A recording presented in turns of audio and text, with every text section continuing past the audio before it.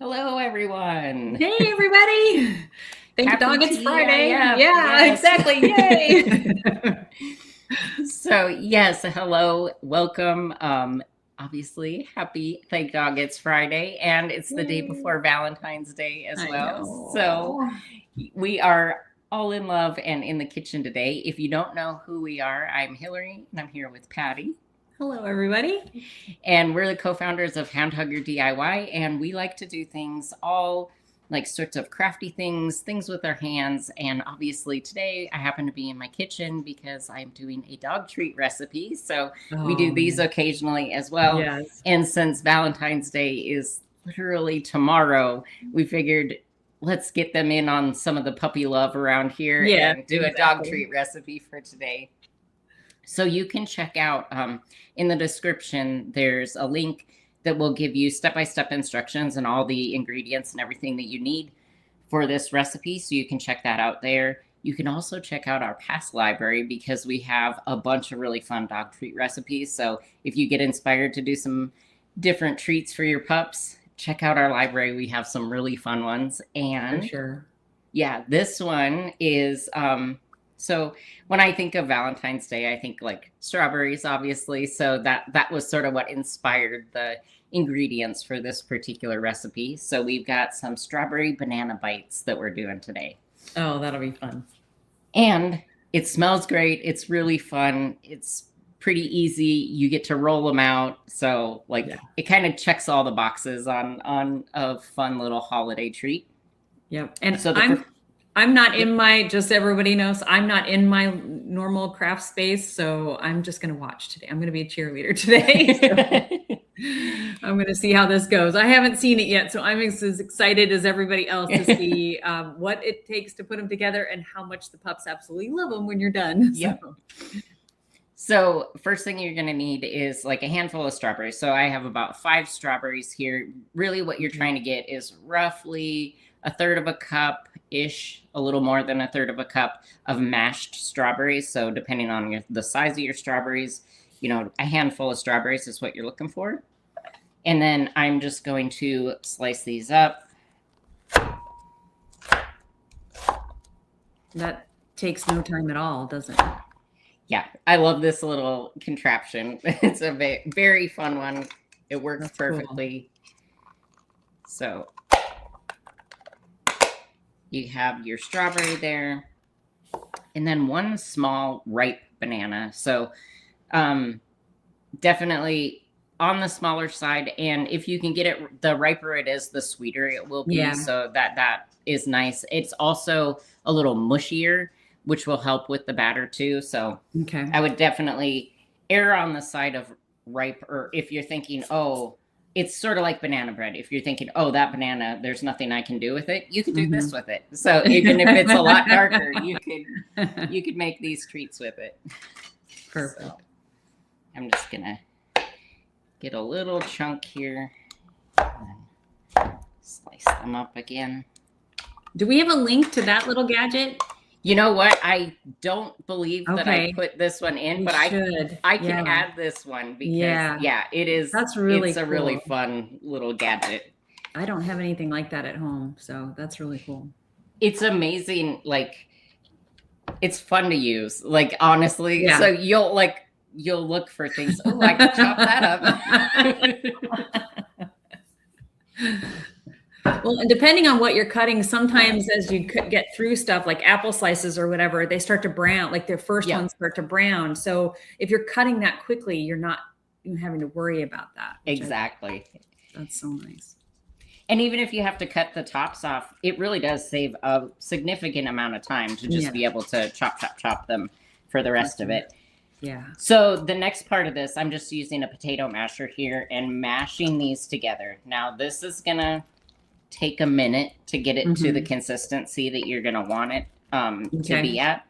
You could use a blender or puree them, but don't get them all the way to liquid. So my first kind of test batter for this one, I got them a little bit too liquidy. You want a little bit of that fruit chunkiness in there. Yeah. Okay. Yeah. Well, and it's good that you did that so that we know, what not to do.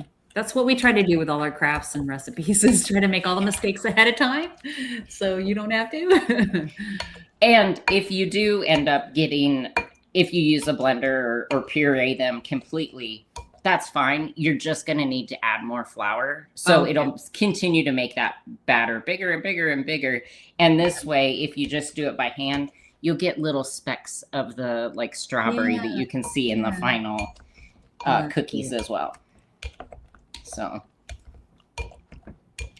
I will probably move on. Like I would probably mash this a little longer, but for the sake of time, I'll kind of jump forward a little bit. Okay. But here you can see. Oh yeah. Sort of mashed together, coming together there. And it smells like a smoothie. It smells like that strawberry, that banana, like it's perfect. It's a great combo. Our next one is just an egg. So I'm gonna crack that guy in here. Grab a fork. And then you're just going to mix that egg into this fruit mixture. Okay. So again, we're just like, this batter is pretty forgiving in the sense that you can make adjustments to it at the end when you're adding your flour. So depending on if your strawberries are super juicy or if your banana's more ripe, it's going to be juicier, that sort of thing. So you'll have to do a little bit of like adjustments in the end. Yeah. And I can imagine like an extra large egg versus a large size egg. Like those kinds of things will adjust. Yeah. Cool. But it's forgiving in the sense of none of it has to be particular. Perfect. Like, Right.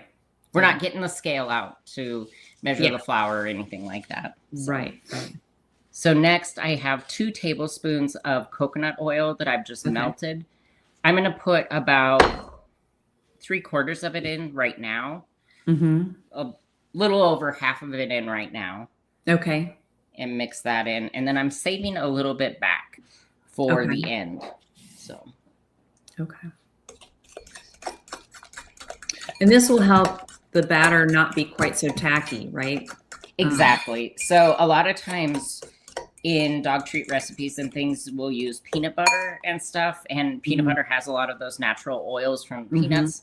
So the coconut oil is a nice, healthy oil. It's great for your pups. And adding that in sort of helps to balance, make things not quite so sticky.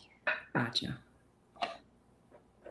And then last but not least, I'm using, it'll be roughly 1.5 to 1 3/4 of oat flour. And you could make your own oat flour. So you could just put some oats into the blender and grind it down. That'll leave it pretty rustic.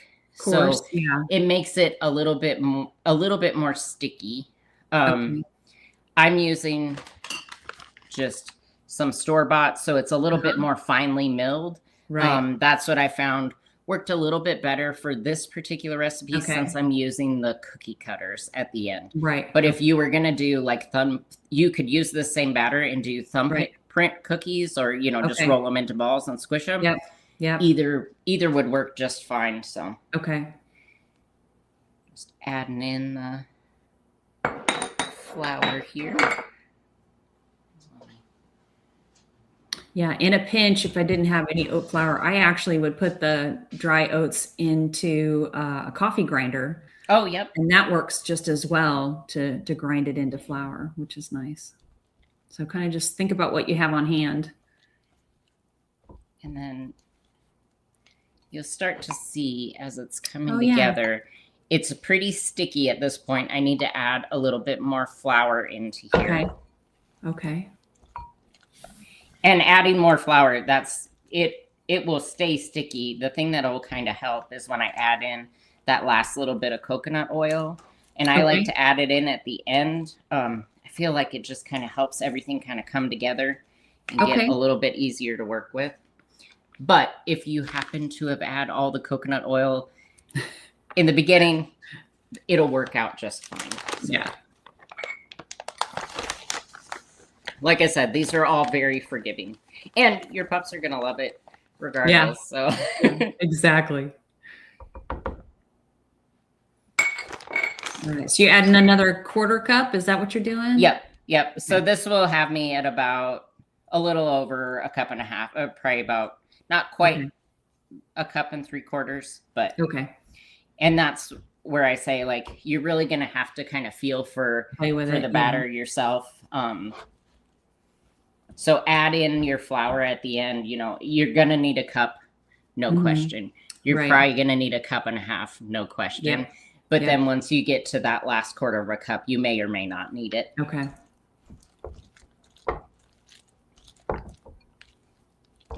So.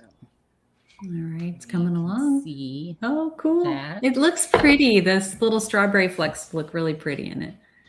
And then I have just a little bit of that coconut oil left over, so I'm going to add that in now. Okay. To help bring everything kind of together. Counteract a little bit of that stickiness, make it a little bit easier to work with. Okay.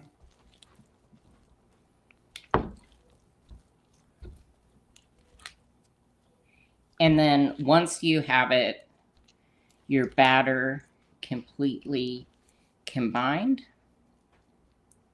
if you're planning on rolling them. So here you go. Nice.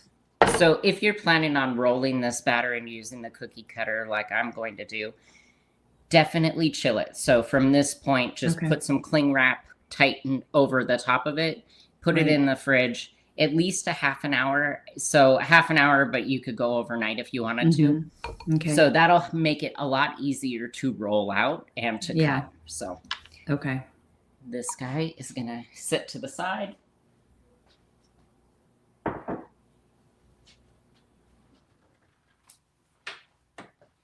And I have some from my first batch. Oh, perfect. And it does make quite a few cookies now, depending on the size that you're cutting them. Well, we have littler pups, so we tend to go with a littler cookie cutter, but yeah. I have this set of parts that they get really big. I think the biggest heart is about that size. So you got all the different sizes, but this one that's like an inch or so. This is the one that I'm using.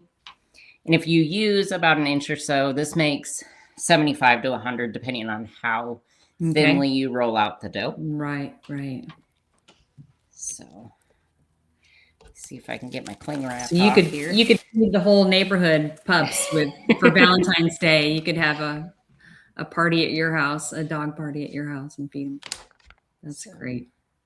That just kind of shows you the rolled out ones, and as you're rolling, if you feel like you need to add more flour, absolutely, that's fine. Makes it easier once it's cool. You might not need to add as much flour if you're doing it right out of the bowl. I would definitely say you're probably going to need to flour your rolling surface and stuff. Okay. So, and then I kind of got it. I've kind of got it stuck to the silicone mat here. Oh, yeah. See if we can get this guy out. Yay. So. Oh, those are so cute. So then and it doesn't look like they expand when they bake. They look like they stay roughly about the same size. Exactly. So you can stack them pretty close on the baking sheet. That's nice. The other thing is, when you're baking them, so you're going to bake them at 350 for about 12 to 15 minutes. Okay. Especially depending on the size and depending on the thickness that you've got. So when you're baking them, what you'll notice is they are not going to brown on the top, but they will brown on the bottom. So you're going to want to start, like, after about 10 to 12 minutes, you're going to want to start checking those bottom of the cookies to make sure that they're not getting too browned, because it's deceiving because the top doesn't necessarily look like they're getting browned. Oh, yay. Oh, these are so cute. love that. Those are adorable. And they do kind of puff up. You can see. That's sweet. Yeah. Yeah. And they will, I would definitely say pop these into an airtight container. You can store them in the refrigerator. And because this is a fairly large batch, you can also store them in the freezer. They can eat them right out of the freezer as well. Oh, right. So yeah, these ones, super fun. So cute. What a great idea. I love that. Oh, we have some taste testers. I got a taste tester. He is pretty crazy for them. Hey, gentle. I love that. I got a Hazel taste tester. Can't quite see her. She's hidden. But that's okay. Yeah, he is. That's great. He definitely, they're pup approved for sure. I can't wait to make a batch of our own for my own pups. Yeah, I know they'll love them. I think yours will love them. That's great. And as I said, like all the step-by-steps are in the description, so you can check those out there. Also, if you're looking for other recipe ideas, check out our past library. We have a bunch of fun ones. Yeah. And lots of other Valentine's crafts too. Yep. So I know it's just hours away, but there's lots of fun things you can do to spoil yourself or your pups. So yeah, this has been great. Thank you so much, Lori. This is a lot of fun. Appreciate it. I hope I've inspired y'all. If you guys do end up making these, please tag us Hound Hugger DIY so we can see your pups enjoying them. Like that would absolutely make the day. For sure. Absolutely. Yeah. So please let us know. And yeah, I hope you all have a very happy Valentine's Day and full of enjoy lots of some love time. Love and snuggles. Exactly. Snuggles with the pups. So thanks everyone. Take care, everybody. Bye-bye. Bye-bye.